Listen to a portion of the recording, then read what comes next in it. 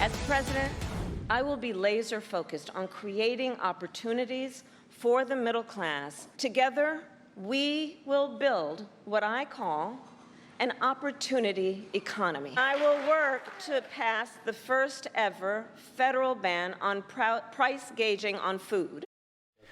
That's Vice President Kamala Harris promising to implement a federal ban on corporate price gouging to fight inflation. But history has shown us policies like this don't work, not just overseas, not just in Latin America, not just in the Soviet Union, but the United States. Let's throw it back to the 1970s. The time has come for decisive action, action that will break the vicious circle of spiraling prices and costs. I am today ordering a freeze on all prices and wages throughout the United States for a period of 90 days. On August 15th, 1971, Nixon announced a 90-day hold on all prices and wages across the United States.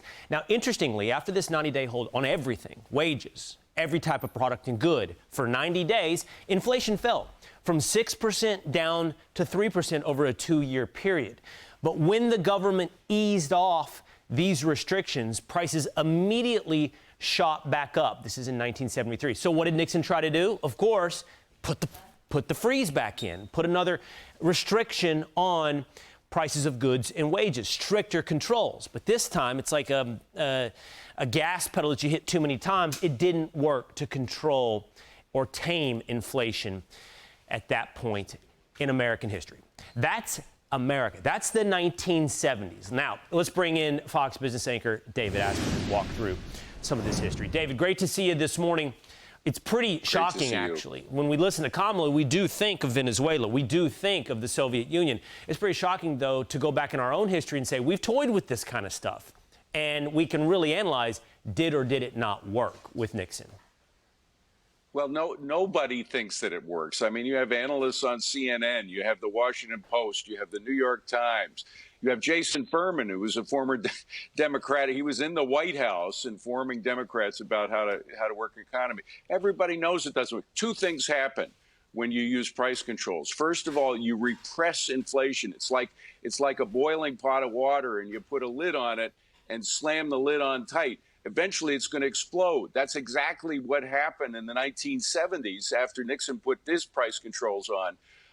Once he took, first of all, the reason he took them off, the price controls, is because it also creates shortages. That's the second thing it does, because companies simply stop producing stuff that they can't make money on. That's how the free market works. You produce things that you can make money from. If you lose money every time you produce something because of price controls, you stop making it, and that leads to shortages. We had shortages in the 70s on gas, these long gas lines. You had to wait 4 or 5 hours to get a tank of gas. We had on everything that we put price controls on, we ended up with shortages. And of course, we've seen it in Venezuela. You saw it in the old Soviet Union.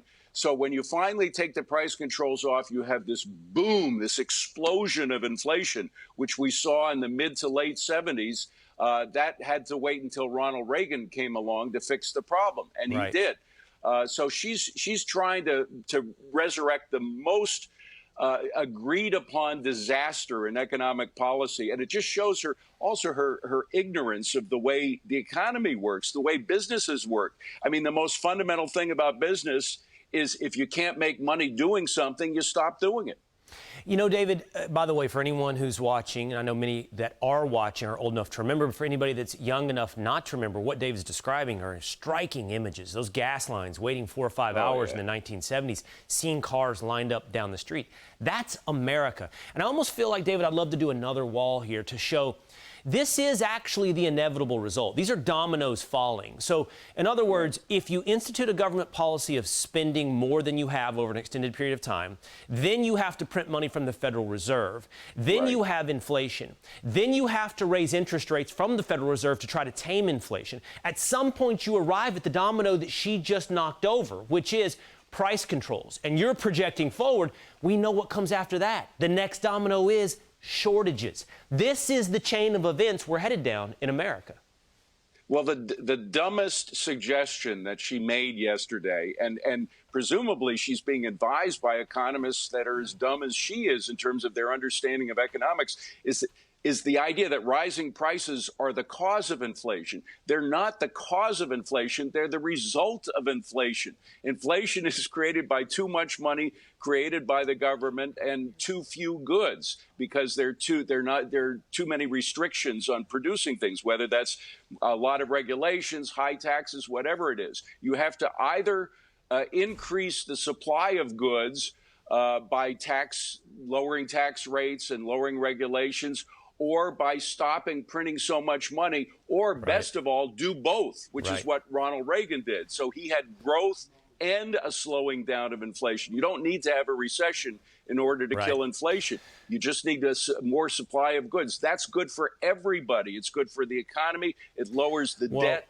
It does everything. This is incredibly important analysis. You can get more of this from David, by the way. He's going to be today, 3 o'clock Eastern time, Journal editorial report. You can always get great economic analysis, and it's never been more important than when you hear this type of proposal coming from a candidate for president. David, great to see you. Thank you. Great to see you. Thanks for the plug. Appreciate it. I'm Steve Ducey. I'm Brian Kilmeade. And I'm Ainsley Earhart. And click here to subscribe to the Fox News YouTube page to catch our hottest interviews and most compelling analysis.